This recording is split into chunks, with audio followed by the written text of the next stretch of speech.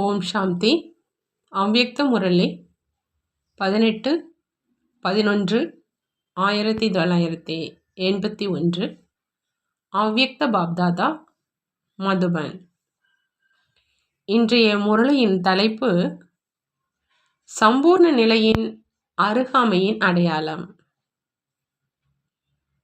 இன்று திலாராம் தந்தை, அதாவது இதயத்தில் வீற்றிருக்கும் தந்தை, தன்னுடைய இதய சிம்மாசனதாரி குழந்தைகளோடு இதயத்தில் இருக்கும் விஷயங்களை பேசுவதற்காக வந்திருக்கிறார். அனைத்து குழந்தைகளும் திலாராமின் இதயத்தில் எந்த ஒரு விஷயம் இருக்குது அப்படின்னு தெரிஞ்சிருக்கீங்க. திலாராம் தந்தையின் இதயத்துல எப்பொழுதும் அனைவருக்கும் நிம்மதி கொடுக்கும் அந்த மாதிரி இதயமுள்ள குழந்தைகள் இதயத்தில் இருக்கிறாங்கங்கிறாங்க பாபா. அனைத்து குழந்தைகளுக்காக தந்தையினுடைய இதயத்துல ஒரே ஒரு விஷயம்தான் இருக்குது. ஒவ்வொரு குழந்தையும் விசேஷ ஆத்மா உலகத்துக்கு அதிபதியாக ஆகணும், உலகத்தின் ராஜ்ய பாக்கியத்தினுடைய அதிகாரியாக ஆகணும். ஒவ்வொரு குழந்தையும் ஒருவர் இன்னொருவரை விட உயர்ந்த அலங்கரிக்கப்பட்ட குணம் நிறைந்த சக்தி நிறைந்த நம்பர் 1ஆக ஆயிடணும். ஒவ்வொருத்தவங்களுடைய விசேஷம் இன்னொருத்தவங்களை விட அதிகமாக ஈர்க்கக்கூடியதாக இருக்கணும். உலகம் அதை பார்த்து ஒவ்வொருத்தவங்களுடைய மகிமையை பாடணும். ஒவ்வொரு உலகத்தின் ஆத்மாக்களுக்காக லைட் ஹவுஸாகவும் மைட் ஹவுஸாகவும் இருக்கணும். இந்த பூமியில மின்னிக் கொண்டிருக்கும் நட்சத்திரங்களாக இருக்கணும். ஒவ்வொரு நட்சத்திரத்தினுடைய உயர்ந்த காரியம், உயர்ந்த எண்ணம் மூலமா சேமிப்பாக ஆகியிருக்கும் விசேஷங்கள் மற்றும் பொக்கிஷங்கள் அந்த அளவு குறைவு இல்லாம இருக்கணும். அதன் மூலமா ஒவ்வொரு நட்சத்திரத்தினுடைய விசேஷ உலகம் தென்படணும். அதை ஒவ்வொருத்தவங்களும் பார்த்து பார்த்து தன்னுடைய துக்கத்தை மறந்து சுகத்தை அனுபவம் செஞ்சு மகிழ்ச்சி அடைஞ்சிடணும். அனைத்து பிராப்திகளும் நிரம்பிய ஒவ்வொருவரினுடைய ஆன்மீக உலகத்தை பார்த்து ஆஹா ஆஹா அப்படிங்கிற ஆன்மீக பாடல் பாடணும். இதுதான் திலாராம் பாப்தாதாவினுடைய இதயத்தில் இருக்கக்கூடிய விஷயம்ங்கிறாங்க பாபா. பாப்தாதா கேட்குறாங்க, இப்போ குழந்தைகளுடைய இதயத்தில் என்ன இருக்குது அப்படின்னு. ஒவ்வொருவரும் அவங்களுடைய இதயத்தை நல்ல முறையில் தெரிஞ்சிருக்கீங்களா அப்படின்னு கேட்க, மற்றவர்களுடைய இதயத்தை தெரிஞ்சிருக்கீங்களா அல்லது தன்னுடையதை மட்டும் தெரிஞ்சிருக்கீங்களான்னு பாபா கேட்குறாங்க. எப்போ உங்களுக்குள்ள ஆன்மீக உரையாடல் செய்யும் பொழுது தன்னுடைய இதயத்தில் இருக்கும் ஊக்கம் உற்சாகம் நிறைந்த விஷயங்களை சொல்றீங்க தான் இல்லையா? அதில் முக்கியமாக என்ன வர்ணனை செய்கிறீங்கன்னு பாபா கேட்குறார். என்ன தந்தை சொல்லியிருக்கிறாங்களோ அதை செய்து காண்பிப்போம் மற்றும் தந்தைக்கு சமமாக கண்டிப்பாக ஆவோம் அப்படிங்கிற விசேஷ எண்ணம் தான் எல்லோருடைய மனதிலும் இருக்குது. அப்படி தந்தையினுடைய இதயத்தில் குழந்தைகளினுடைய இதயத்தில் இருக்கும் விஷயம் ஒன்று தான். இருந்தும் வரிசைக்கரமான முயற்சியாளராக ஏன் இருக்கிறாங்க அப்படின்னு பாபா கேட்குறாங்க. ஏன் எல்லாருமே நம்பர் 1ஆக இருக்க முடியல? அனைவரும் நம்பர் 1ஆக ஆக முடியுமா என்ன அப்படின்னு பாபா கேட்குறாங்க. எல்லாரும் உலகத்தினுடைய ராஜாக்களாக ஆக முடியுமா அல்லது அதுவும் முடியாதான்னு கேட்குறாங்க. ஒரே ஒருவர் மட்டும் உலக ராஜா ஆவாரா அல்லது மற்றவர்களும் அவர்களுடைய நேரத்தில் உலகத்தினுடைய ராஜாவா ஆவாங்களான்னு கேட்குறாங்க. பிறகு ஏன் நாங்கள் உலக ராஜ்யத்தை அடைந்து கொண்டே இருக்கின்றோம் மற்றும் உலக ராஜ்ய அதிகாரியாக ஆகிட்டு இருக்கோம் அப்படின்னு சொல்றீங்கன்னு கேட்குறாங்க. ராஜ்யத்தில் வருவோம் அல்லது ராஜ்யம் செய்வோம். சிலர் செய்பவர்களாக மற்றும் சிலர் ராஜ்யத்தில் வருபவர்களாக ஆவீங்களா அல்லது அனைவரும் செய்பவர்களாக ஆவீங்களா எப்படி அப்படின்னு கேட்குறாங்க பாபா. பிரஜைகளோ இன்னும் அதிகம் கிடைச்சிடுவாங்க, அதற்காக கவலைப்படாதீங்க. ராஜ்யத்தில் வருவதற்கு மட்டும் இந்த அளவு கடுமையாக உழைச்சிட்டு இருக்கீங்களா? ராஜ்யத்தை அடைவதற்காக இல்லாம ராஜ்யத்தில் வருவதற்காகவான்னு கேட்குறாங்க. அப்படின்னா அனைவரும் ராஜ்யம் செய்வீங்க இல்லையா? ஒவ்வொருவரும் நானும் செய்வேன், மற்றபடி யார் வந்தாலும் வராவிட்டாலும் அது அவங்களுக்கு தெரியும் அப்படின்னு ஒவ்வொருத்தவங்களையும் புரிஞ்சிருக்கிற ராஜயோகம் கற்றுக்கொண்டிருக்கிறீர்கள் இல்லையா? ராஜா ஆவதற்கான யோகா கற்றுக்கொண்டிருக்கீங்களா, அல்லது ராஜ்யத்தில் வருவதற்கான யோகா கற்றுக்கொண்டிருக்கீங்களான்னு பாபா கேட்குறாங்க. நீங்கள் ராஜ யோகி தான் இல்லையான்னு கேட்குறாங்க. ராஜ்யத்தில் வரக்கூடிய யோகியாக மட்டும் இல்லைதான் இல்லையா? அந்த மாதிரியே அனைவரும் நம்பர் 1 ஆவீங்களா, அல்லது வரிசைக்கிரமமாகவே இறுதி வரை இருப்பீங்களான்னு கேட்குறாங்க.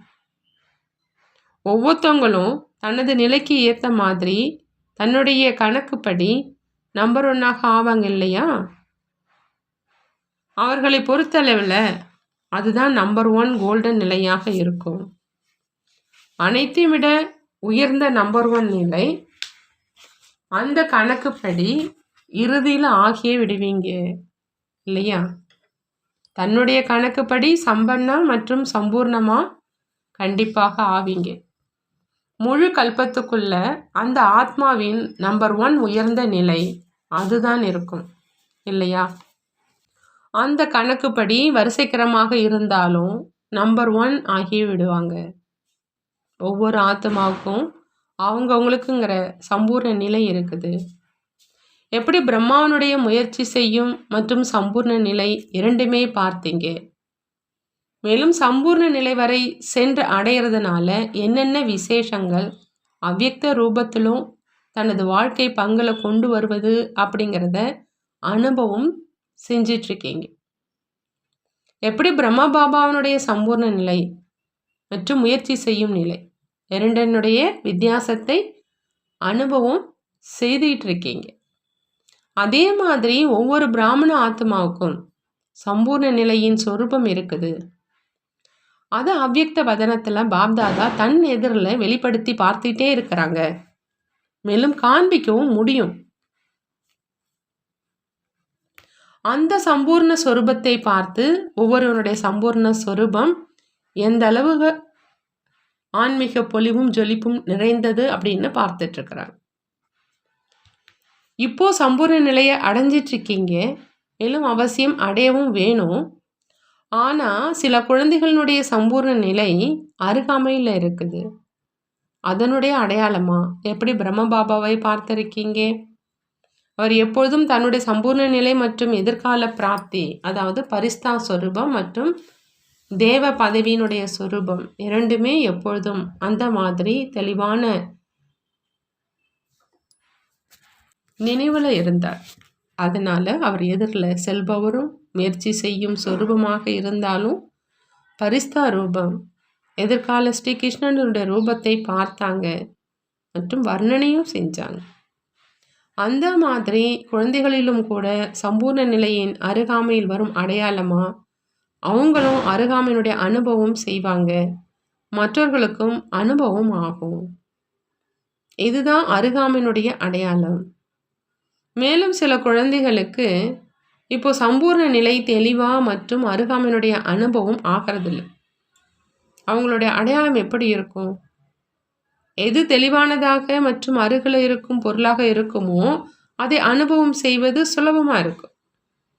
மேலும் தூரத்தில் இருக்கும் பொருளை அனுபவம் செய்கிறது அதில் விசேஷமாக புத்தியை ஈடுபடுத்த வேண்டியதாக இருக்குது. அதே மாதிரி அந்த மாதிரி ஆத்மாக்களுக்கு ஞானத்தினுடைய ஆதாரத்தினால புத்தியினுடைய நினைவு மூலமாக சம்பூர்ண நிலையை ஈர்த்து கடின உழைப்பு மூலமாக அதில் நிலைத்திருக்க முடியும். இன்னொரு விஷயம், அந்த மாதிரி ஆத்மாக்களுக்கு தெளிவாக மற்றும் அருகாமையில் இல்லாத காரணத்தினால சில நேரம் ஆகத்தான் வேண்டும், ஆனால் நான் ஆக முடியுமா அப்படிங்கிற இந்த எண்ணம் மனதில் எழுது. தனக்காக கொஞ்சமாவது வீணான எண்ணத்தினுடைய ரூபத்தில் சந்தேகம் எழுது. இதைத்தான் சந்தேகத்தினுடைய ராயல் ரூபம் அப்படின்னு சொல்கிறதுங்கிறாங்க பாபா. சந்தேகம் அப்படிங்கிறது சிறிதளவு உணர்வு. அந்த மாதிரி கூட வந்தாலும் கையை விட்டு சென்றது. ஆனால் நிச்சய புத்தி உடையவங்க வெற்றி அடைவாங்க. அதில் கனவளவிலான ஒரு எண்ணம், லேசான உணர்வு மாத்திரமான எண்ணமும் இறுசி வரிசை எண்ணிலிருந்து தூரமாக ஆக்கிடும்.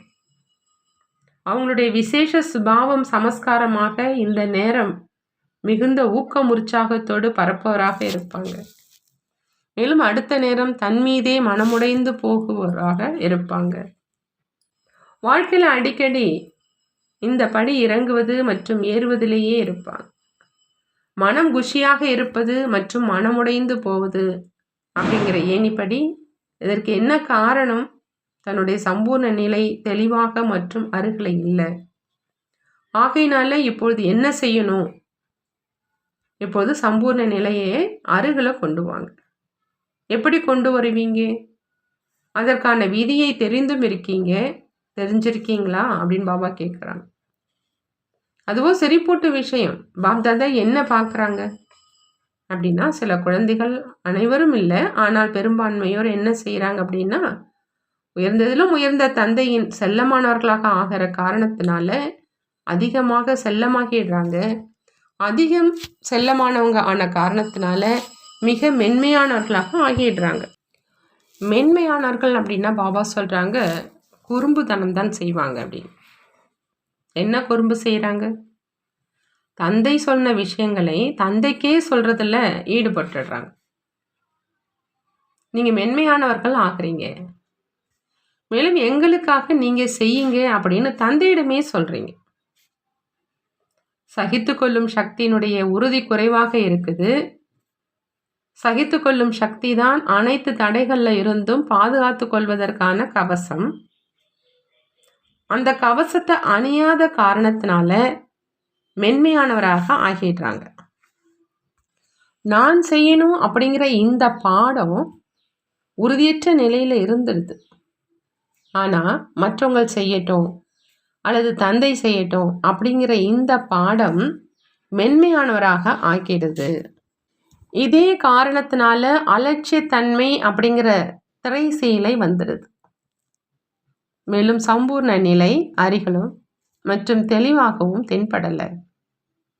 ஆகையினால 3 உலகங்களில் சுற்றி வருவதற்கு பதிலாக இதே மனம் குஷி அடையும் மற்றும் மனமுடைந்து போகும் விஷயங்களில் இதே உலகத்தில் அல்லது இதே ஏணிப்படியில் இறங்குறாங்க. ஆகையினால என்ன செய்ய வேண்டியதாக இருக்கும்? செல்லமானவர்களாகவோ நன்றாக ஆகுங்க, ஆனால் அலட்சியம் நிறைந்த செல்லமானவர்களாக ஆகாதீங்கன்னு பாபா சொல்கிறாங்க. அதனால் என்னவாக ஆயிடும்? தன்னுடைய சம்பூர்ண நிலையை சுலபமாக அடைய முடியும்.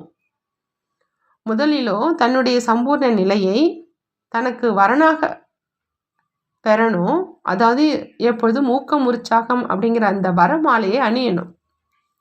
அப்போதான் பின்பு லட்சுமியை வரனாக அல்லது நாராயணனை வரனாக அடைவீங்க.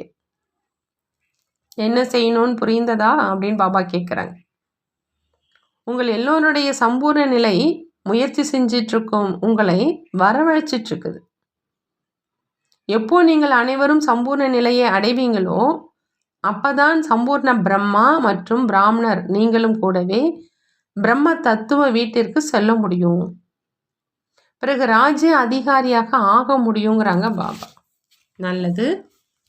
அந்த மாதிரி சம்பூர்ண நிலையின் அருகில் இருக்கும் ஆத்மாக்களுக்கு பிரம்மா பாபாவுடன் சம்பூர்ண நிலையை வரமாக பெறக்கூடிய, எப்பொழுதும் தன்னுடைய சம்பூர்ண நிலையின் அனுபவம் மூலமாக மற்றவர்களுக்கும் சம்பூர்ணம் ஆவதற்கான பிரேரணை கொடுக்கக்கூடிய, ஒவ்வொருவருக்கும் தன்னுடைய தெளிவுத்தன்மை மூலமாக கண்ணாடியாகி சம்பூர்ண நிலையை தெளிவாக காண்பிக்கக்கூடிய, எப்பொழுதும் மனம் குஷியுடன் இருக்கும் அந்த மாதிரி குஷி நிறைந்த குழந்தைகளுக்கு பாப்தாதாவின் அன்பு நினைவுகள் மற்றும் நமஸ்காரம் செய்கிறாங்க. நாமும் பாப்தாதாவுக்கு அன்பு நினைவுகள் மற்றும் நமஸ்காரம் செய்வோம். டீச்சர்களோடு அவ்யக்த பாப்தாதாவினுடைய சந்திப்பு. நீங்கள் தந்தைக்கு சமமான ஆன்மீக சேவாதாரிகள். அப்படி சேவாதாரிகளுக்கு எந்த பரிசு வேணும்? பாபா கேட்குறாங்க. எப்போ சமமானவர்கள் சந்திக்கும் பொழுது பரிசு கொடுப்பாங்க இல்லையா? அப்படி சேவாதாரி அப்படின்னா தந்தைக்கு சமமானவங்க, தந்தை என்ன பரிசு கொடுப்பாங்க? அல்லது நீங்கள் பரிசு கொடுப்பீங்களான்னு பாபா கேட்குறாங்க. ஞானத்தை அதிகமாக கேட்டிருக்கீங்க, முரளியும் கேட்டுட்டீங்க. இப்போ வேறு என்ன மிச்சம் இருக்குது அப்படின்னு பாபா கேட்குறாங்க. சேவாதாரி பாப்தாதாவினுடைய மிக நெருக்கமான ஆத்மாக்கள். நெருக்கமான ஆத்மாக்களுக்கு பாப்தாதா எந்த பரிசு கொடுப்பாங்க? சேவாதாரிகளுக்கு இன்று பாப்தாதா விசேஷமா ஒரு பொன்னான மகா வாக்கியங்களுடைய பரிசு கொடுக்குறாங்க. அது என்ன? எப்பொழுதும் ஒவ்வொரு நாளும் சுய உற்சாகம் மற்றும் அனைவருக்கும் உற்சாகம் கொடுக்கக்கூடிய உற்சவத்தை கொண்டாடுங்க. இதுதான் சேவாதாரிகளுக்காக அன்பினுடைய பரிசு. இதே பரிசை பின்பு முரளியில தெளிவுபடுத்தும்னு பாபா சொல்றாங்க. ஆனா பரிசு சிறியதாக நல்லதாக இருக்கும். இன்று முரளி சொல்ல மாட்டோம். ஆனா சார ரூபத்துல உற்சாகத்துல இருப்பதற்கும் உற்சாகம் ஊட்டுவதற்குமான உற்சவத்தை கொண்டாடுங்க அப்படின்னு சொல்றோம் அப்படிங்கிறாங்க பாபா. இதனால என்ன ஆகும்? கடுமையாக உழைக்க வேண்டியது இருக்குது இல்லையா, அது முடிஞ்சிடும். சமஸ்காரத்தை ஒத்து போக வைக்கும், சமஸ்காரத்தை அகற்றும் கடின உழைப்பிலிருந்து விடுபட்டுடுவீங்க. எப்போதாவது ஏதாவது விசேஷ உற்சவத்தை கொண்டாடுறீங்க அப்படின்னா அதில் உடலினுடைய நோய், பணத்தின் குறைவு, உறவு தொடர்பின் அனைத்தின் பிரச்சனைகளும் மறந்துடுது. அதே மாதிரி ஒருவேளை இந்த உற்சவத்தை எப்பொழுதும் கொண்டாடினீங்க அப்படின்னா எல்லா பிரச்சனைகளும் முடிஞ்சிடும். பின்பு நேரமும் கொடுக்க வேண்டியது இருக்காது, சக்திகளையும் ஈடுபடுத்த வேண்டி இருக்காது. அனைவரும் பரிஸ்தாகி நடந்து கொண்டிருக்கிறாங்க. அந்த மாதிரி அனுபவம் செய்வீங்க. பரிஸ்தாக்களினுடைய கால்கள் தரையில் படுறதில்லைங்கிற ஒரு பழமொழி இருக்குது இல்லையா? யார் குஷியில் ஆடிக்கிட்டே இருப்பாங்களோ அவங்கள பற்றி இவங்க பறந்துக்கிட்டே இருக்கிறாங்க, இவங்களுடைய கால்கள் தரையில் இல்லை அப்படின்னு சொல்வீங்க. அப்படி அனைவரும் பறக்கக்கூடிய பரிஸ்தாக்களாக ஆயிடுறீங்க. ஆகையினால ஆன்மீக சேவாதாரிகள் இப்போ இந்த சேவை செய்யுங்க. பாடம் எடுப்பது, எடுக்க வைப்பது, கண்காட்சிகள் வைப்பது மற்றும் வைக்க செய்வது, மாநாடுகள் செய்வது மற்றும் செய்விப்பது அப்படிங்கிற இந்த மாதிரி கடுமையாக உழைச்சிருக்கீங்க. இப்பொழுது இந்த கடும் உழைப்பை சுலபமாக்குவதற்கான சாதனம் இதுதான். இதன் மூலம் வீட்டில் அமர்ந்துக்கிட்டே எப்படி விளக்கொலி மேல் வீட்டில் பூச்சிகள் அவைகளாகவே ஓடி வந்து விழுகுதோ அந்த மாதிரி அனுபவம் செய்வாங்க. கடைசியிலும் இந்த கடும் உழைப்பை எதுவரை செஞ்சுக்கிட்டே இருப்பீங்க? இந்த வழியும் இருக்குது அப்படின்னா பரிவர்த்தனை ஆவாங்க இல்லையா? அப்படி குறைந்த செலவில் மிகுந்த பலன் மற்றும் குறைந்த உழைப்பு வெற்றி அதிகம் என்பதற்கான சாதனம் இந்த பரிசு.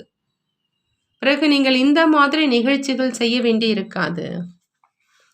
ஆனால் நிகழ்ச்சிகள் செய்பவர்களாக பலர் பொறுப்பாளராக ஆகிடுறாங்க. அவங்களே உங்களுக்கு அழைப்பு கொடுத்து அழைப்பாங்க. நீங்கள் இப்போது அனைத்து தீதி தாதிகளை திறப்பு விழாவுக்காக அழைக்கிறீங்க. பிறகு நீங்களும் தீதி தாதிகள் ஆகிடுறீங்க. திறப்பு விழா செய்யும் காட்சிகளுக்கும் மூர்த்தியாக ஆகிடுறீங்க. அப்படி இது நல்லது தான் இல்லையா? இதுவரையிலும் கூட பந்தல் போடுங்க, வழிகாட்டிகளை அழையுங்க, போடுறவங்களையும் அழையுங்க. இந்த உழைப்பு செய்ய வேண்டியதாக இருக்குது இல்லையா? இது மாதிரியான உழைப்பெல்லாம் நல்லது. இப்போ பரிசு கிடைச்சிருச்சு இல்லையா? இப்பொழுது என்ன கொடுப்பீங்க? இப்போ ஒரு பொழுதும் உற்சாகத்தை குறைக்க மாட்டோம் மற்றும் மற்றவர்களுடைய உற்சாகத்தையும் குறைய விட மாட்டோம் அப்படிங்கிற இந்த எண்ணத்தை வைங்க. இதுதான் கொடுப்பது ஆனது. என்ன ஆனாலும் சரி, எப்படி ஸ்தூல விரதங்களை கடைபிடிக்கிறாங்க, அதுலேயும் பசி மற்றும் தாகம் ஏற்படும். ஆனால் ஏற்பட்ட போதிலும் விரதத்தை விட மாட்டாங்க. மூர்ச்சையாகி விழுந்தாலும் கூட விரதத்தை விட மாட்டாங்க. அதே மாதிரி பாபா சொல்கிறாங்க, குழந்தைகள் நீங்களும் எந்த ஒரு பிரச்சனை வந்தாலும், யாராவது உற்சாகத்தை அகற்றுபவர் வந்துவிட்டாலும் உற்சாகத்தை இழக்க மாட்டோம். மேலும் மற்றவர்களுடைய உற்சாகத்தையும் குறைக்க மாட்டோம் அப்படிங்கிற இந்த விரதத்தை எடுங்க. அதிகரிப்போம் மற்றும் அதிகரிக்க வைப்போம். பிறகு எப்பொழுதுமே உற்சவம் இருக்கும், எப்பொழுதும் மகாநாடு இருக்கும், எப்பொழுதும் விழாக்கள் இருக்கும், எப்பொழுதும் அகில உலக மாநாடுகள் நடக்கும். நல்லது, கிடைத்ததும் பரிசு அதை பெற்றுக்கொண்டீர்கள். வேறு என்ன வேண்டும்? நல்லது. பாபானுடைய தனிப்பட்ட சந்திப்பு பார்ட்டிகளோடு தற்பொழுதைய நேரத்திற்காக விசேஷ கவனம், வீணான எண்ணங்களுக்கு முடிவு கட்டுதல். எல்லோரும் தன்னை சக்திசாலியான ஆத்மா அப்படின்னு புரிஞ்சிருக்கீங்களான்னு பாபா கேட்குறாங்க. பாபா சொல்றாங்க, சக்திசாலியான ஆத்மா அப்படின்னா வீணான கணக்கை முடிச்சவங்க தான் சக்திசாலியான ஆத்மா அப்படின்னு. இல்லை அப்படின்னா பிராமணா வாழ்வில் வீண் எண்ணம், வீண் பேச்சு, வீண் செயல் நிறைய நேரத்தை இழக்க செய்யுது இல்லையா? எவ்வளோ சேமிக்க விரும்புகிறீங்களோ அவ்வளோ செய்ய முடியல. வீணானவற்றினுடைய கணக்கு சக்திசாலியாக ஆக விடலை. இப்போ வீணானவற்றினுடைய கணக்கு முடிச்சிடுங்க. எப்போ புதிய வீடு கட்டுறீங்க அப்படின்னா பழையதை இடிச்சிடுவீங்க இல்லையா? ஆகையினால தற்பொழுது இதன் மீது விசேஷ கவனம் செலுத்துங்க. வீணானதை முடிச்சுட்டு சதா சக்திசாலியாக இருங்க. விரும்பியதை செய்யக்கூடியவரே மாஸ்டர் சர்வ சக்திவான். எப்படி யாரிடமாவது உடலின் அல்லது செல்வத்தின் சக்தி இருந்தது அப்படின்னா அவரால் விரும்பியதை செய்ய முடியும் இல்லையா? ஒருவேளை சக்தி இல்லை அப்படின்னு விரும்பினாலும் அது கட்டாயமாக ஆயிடுது. மாஸ்டர் சர்வ சக்திவான் உங்களால் செய்ய முடியாதது என ஏதாவது இருக்குதான்னு பாபா கேட்குறாங்க. தேவை கவனம் மட்டும்தான். அடிக்கடி கவனம் வேணும்.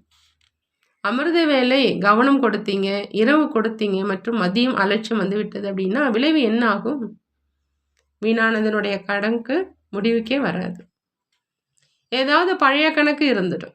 ஆகையினால நான் மாஸ்டர் சர்வ சக்திவான் என்பதன் மீது அடிக்கடி கவனம் வைக்கணும். நல்ல விதமாக சோதனை செய்யணும். ஏன்னா மாயா இப்போ கூட தனது சந்தர்ப்பத்தை எடுத்துக்கொள்ள புத்திசாலித்தனமாக காத்துட்ருக்குது. அது இறுதியில் அதி புத்திசாலியாக ஆயிடுது. ஏன்னா சதா காலத்துக்கும் பிரியா விடை பெறுவதற்காக அது தனது சாமர்த்தியத்தை காட்டும் தானே. ஆகையினால சதா கவனம் வைக்க சொல்கிறாங்க பாபா. வகுப்புக்கு சென்றீங்க அப்படின்னா நினைவில் அமர்ந்துடுறதுனால அந்த சமயம் கவனம் இருக்குது. ஆனால் அடிக்கடி கவனம், யாருக்கு அடிக்கடி அட்டென்ஷன் இருக்குதோ அதனுடைய அடையாளம் எல்லா டென்ஷனில் இருந்தும் தூரமாக ஆகிடுவாங்க. செல்லமானவராக ஆகிட்டீங்க, தந்தையுடையவராக ஆகிட்டீங்க. சிரேஷ்ட பாக்கியத்தின் நட்சத்திரம் ஜொலிக்குது. மற்றும் இன்னும் என்ன வேணும்? இந்த ஒரு சின்ன வேலையைத்தான் தர்றாங்க. அடிக்கடி புத்தி மூலம் கவனம் வைங்கிறாங்க பாபா. நல்லது. அடுத்து பாபா சொல்கிறாங்க, மாயாஜித் ஆவதுடன் கூடவே பிரகிருதி ஜீத் ஆகுங்க. சதா மாயாஜித் பிரகிருதி ஜீத்தாக இருக்கீங்களா அப்படின்னு பாபா கேட்குறாங்க. மாயாஜித்தாக ஆகிட்டு இருக்கீங்க, ஆனால் பிரகிருதி ஜித் ஆகணும். ஏன் அப்படின்னா இப்போ இயற்கையினுடைய குழப்பங்கள் அதிகம் ஏற்படுது இல்லையா? இந்த குழப்பத்தில் ஆடாமல் இருக்கணும். இப்படி ஆடாதவராக ஆகிட்டீங்களான்னு பாபா கேட்குறாங்க. எப்போதாவது கடலினுடைய நீர் அதனுடைய பிரபாவத்தை காட்டுது அப்படின்னா பூமியும் தன்னுடைய பிரபாவத்தை காட்டும். ஒருவேளை பிரகிருதி ஜீத் ஆனீங்க அப்படின்னா இயற்கையினுடைய எந்த ஒரு குழப்பமும் உங்களை அசைக்கவே முடியாது. சதா சாட்சியாகி எல்லா விளையாட்டையும் பார்த்துக்கிட்டே இருப்பீங்க. எப்படி பரிஸ்தாக்களை சதா உயரமான மலை மீது காட்டுறாங்க அப்படின்னா பரிஸ்தாக்கள் நீங்கள் சதா உயர்ந்த மேடையில், அதாவது உயர்ந்த மலை மீது இருக்கிறவங்க. இத்தகைய உயர்ந்த மேடை மீது இருக்கீங்களா? எவ்வளவு உயரத்தில் இருப்பீங்களோ அந்த அளவு குழப்பங்களிலிருந்து தானாகவே விலகி இருப்பீங்க. இப்போ பாருங்க, இங்குள்ள மலை மீது செல்றீங்க அப்படின்னா கீழே நடக்கும் குழப்பத்தில் இருந்து தானாகவே விலகி இருக்கீங்க. ஊருக்குள்ள எவ்வளவு குழப்பம், மேலும் இங்கே எவ்வளவு அமைதி மற்றும் சாதாரண நிலையிலும் இரவு பகலுக்கான வித்தியாசம் எவ்வளோ இருக்குது. நல்லது. வரதானம்: குஷின் கூடவே சக்தியை தாரணை செஞ்சு தடைகளை கடந்து செல்லக்கூடிய தடைகளை வென்றவராக ஆகுக. தடைகளை வென்றவராக ஆகணும் அப்படின்னா பாபா சொல்றாங்க, சக்தியை தாரணை செய்யணும். குஷி கூட உங்கள்கிட்ட குஷி இருந்தாலும் நீங்கள் சக்தியை தாரணை செய்யணும். சக்தியை தாரணை செஞ்சு தடைகளை கடந்து செல்லணும். அப்போ தான் தடைகளை வென்றவராக ஆகலாம். எந்த குழந்தைகள் சேமிப்பு செய்ய தெரிஞ்சிருக்கிறாங்களோ அந்த குழந்தைகள் சக்திசாலியாக ஆகிறாங்க. ஒருவேளை இந்த நேரம் சம்பாதிச்சாங்க, இந்த நேரம் கொடுத்தாங்க, தனக்குள்ள நிரம்பல அப்படின்னா சக்தி இருக்காது. கொடுப்பதற்கும் தானம் செய்வதற்கான குஷி மட்டும் இருக்கும். குஷியின் கூடவே சக்தி இருந்தது அப்படின்னா சுலபமாகவே தடைகளை கடந்து தடைகளை வென்றவராக ஆயிடுவாங்க. பிறகு எந்த ஒரு தடையும் முழு ஈடுபாட்டை தொந்தரவு செய்யாது. ஆகினால எப்படி முகம் மூலம் குஷியினுடைய பொலிவு தென்படுது, அதே மாதிரி சக்தியினுடைய பொலிவும் தென்படணும் அப்படிங்கிறாங்க பாபா. ஸ்லோகன்: பிரச்சனைகளை கண்டு பயப்படுவதற்கு பதிலா அவற்றை ஆசிரியர் அப்படின்னு புரிஞ்சுக்கிட்டு பாடம் கற்றுக்குங்க.